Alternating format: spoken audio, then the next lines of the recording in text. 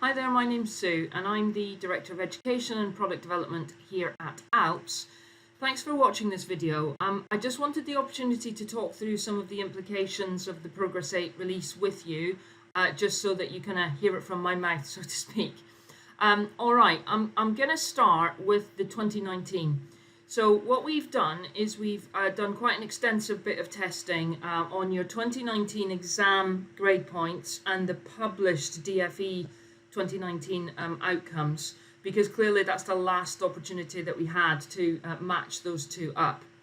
Now what we found, and I'm going to be honest with you, is we found a bit of discrepancy between the numbers that are appearing in Connect and the numbers that you've got on your DFE Performance Measures website. That doesn't surprise me, and I think we've highlighted to ourselves, I think we've been through all of our rules, they all match the DFE's rules.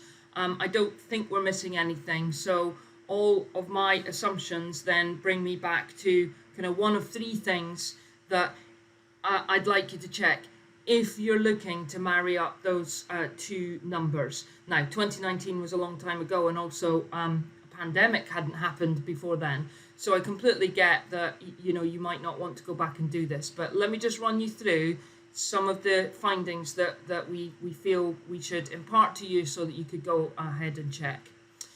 Okay, I've got three. So on this slide, I've got, the first thing is, if you could go back and check that all of your prior attainment data is as accurate as it can be. And the most accurate way of getting that is from the Key to Success file. So if you did upload your Key to Success file way back, then great. If not, then perhaps that's one thing that you could check. The second thing is that back in 2019, we didn't have any performance measures in Connect, and therefore there were a heck of a lot of subjects, and I'm really thinking about the open bucket here. It's a heck of a lot of subjects that you could not map in Connect, and you couldn't map ASs at Key Stage 4, etc. Now, when we released the Attainment 8 information in January, we did update Connect data to have all of those subjects in there.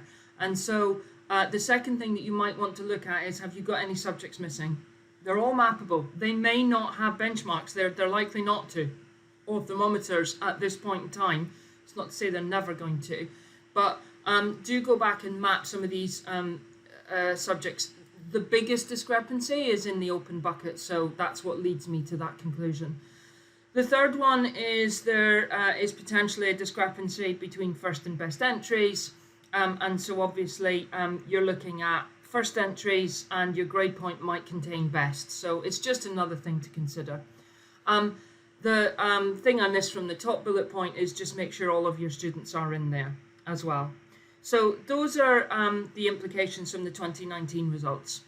If you do still have concerns, please contact me. I'd love to see you with your Progress 8 DFE export, student level export, because then we can just look at discrepancies between individual students. So please do contact me. Be happy to talk you through any concerns that you have. Moving on to the 2022 results, because we recognise that these are terribly different. So just to say before I show this slide, the 2022 results on results day, the Progress 8 numbers will be set against the 2019 Attainment 8 average tables. We have mapped scaled scores for 2016, 17 and 18 independently, because they're quite different. So we've mapped those onto the proportionally mapped those onto the Attainment 8 average table. And basically giving you our best professional guesstimate on a Progress 8 number. However, we recognise that 2022 is different. So, first thing to say about 2022 is the DFE issued guidance back in March to say that any students who'd done early entries, so if you've done English literature with your year 10s last year, then those results in terms of their eligibility will count for the English bucket, tick in the box, double English, but the grade won't count. And so it's really important that we understand when you did those GCSEs. So we're adding into Connect data an additional field which will ask you for your season. So basically majority will be summer 2022, but you might have some summer 2021 in there as well. You might even have 2020 for some home languages, etc. So make sure that you get that sort of set up properly in your grade point. And then finally, because the 2022 is likely to be very different, and on results day it will be against 2019, we would urge you to get your data in as soon as possible so that we can do some analysis on the data that comes into ALPS. Once we've got sort of sufficient data, late August, early September, we'll look at that, try to construct an attainment average table and have a look at what implications that has for your progress rate. We will communicate that out to you.